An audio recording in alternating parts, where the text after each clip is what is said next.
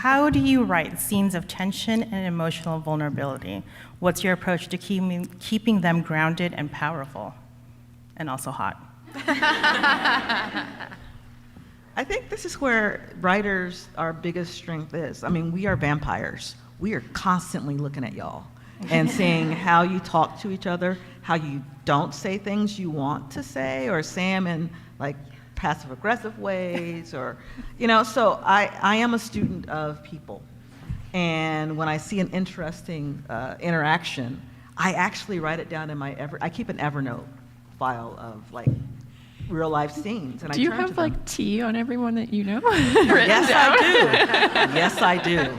I kept diaries from 3rd grade all the way up to 2nd year out of college. So I really do study people. I may not like them a lot, but I do study them. But I think that's the first step, is seeing how real people interact with each other. And it's always a question of looking at your own life to see that you are actually more interesting than what you think. Suspense is everywhere. What am I going to wear? Am I going to get in this line and actually get to the place where what is the traffic going to be? And I think when I'm coming to something like a book, I think about who Kai is and how she's being perceived and what is that person going to say to me, and will I end up there's a snake in this book. Am I going to kill it or is it a friend? It's always looking at a scene and wondering what's the worst thing can happen and playing on that until the worst thing actually wasn't that snake, it's the people who are more evil than the snake.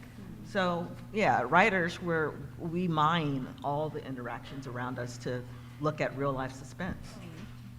I love your answers.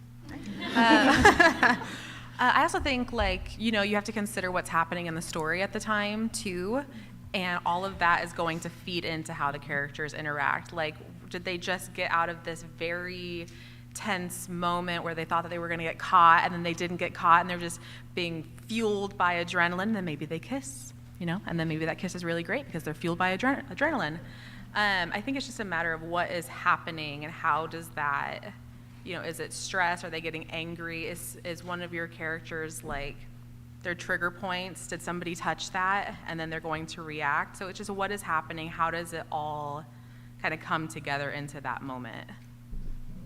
I absolutely love that. I like making the characters hit each other's trigger points or like pinch them a little bit in their wounds.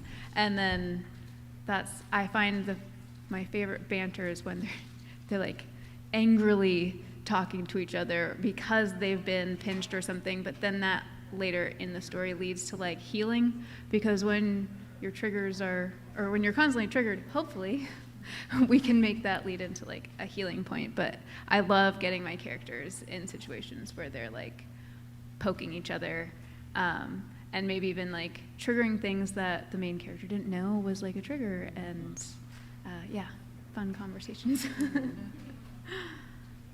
Yeah, I agree with everything. And I also, in film school, one of the things that they teach us, and that stuck with me, is that a scene between two characters should always be either a seduction, a negotiation, or a fight. And that, if you stick to those rules, then you're not putting in like scenes that are kind of cute, but they don't move things forward. And that's one of those things I think about a lot.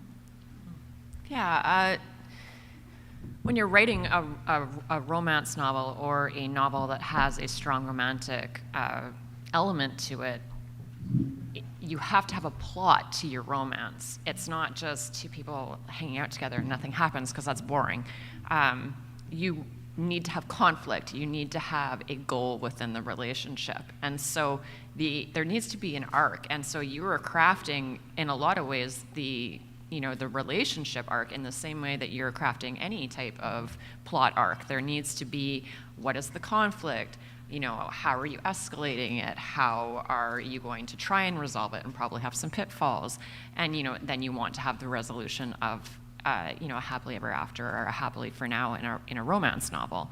And so I am always looking at crafting the tension the same way that I do for romance as I do for my other arcs, is that I want it to be rising to the climax, and and then have the denouement where with the happily ever after. And I know when I'm creating my characters, I do give them horoscopes and the Brigg-Myers thing, because a Virgo loves different than a Taurus, or a Scorpio hates everything. It's like, so putting, the kind of archetypes together is just a natural kind of like I'll pick on my husband right now. He drinks milk. And sometimes he will leave the cups of milk with a little bit of milk at the bottom, which means you have to soak no, it's not it's just, the film, that milk. It's nothing nefarious. But for me, it's like I see the cup like a woman does, and it's like, oh, I have to soak the thing, right? Now, am I gonna go off, or am I gonna be cool? That's suspense. Right? I mean, every time you go to like Thanksgiving dinner or Christmas or whatever, you're hoping that Uncle so-and-so doesn't say that thing that's gonna set all of it off. Yeah. Because that happens. And that's why, it's suspense is kind of easy because it's everywhere. That baby. It's like, is she gonna get up? Is the baby gonna be cool? Yeah. It's everywhere. Do you ever write a pairing, whether it's romantic, scene, a friendship pairing, thinking it'll go one way only to discover a totally different chemistry between them? Always. Yeah. And I've how do never you correctly adjust your story projected. towards it? I tend to just roll with it and see, because it's usually because, for me, I'm becoming more aware of who my characters are, and the better that I know them, it does change how the trajectory of their romance. And so I've found that it just requires me to be flexible and let them plot their own romance to a certain extent.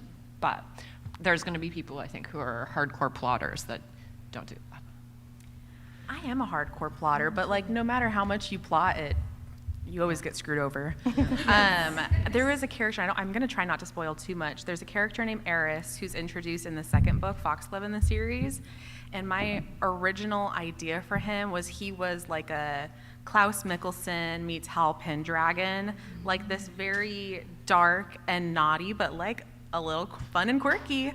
And he was always supposed to be like a very villainous character. And then as soon as he came on the page, I was like, oh, you're actually really hot and really fun. So I have to figure this out now. And I won't go too into detail about that, but he was never supposed to be like a super love interest. But as soon as I started writing him, he immediately became like my favorite character in the whole series.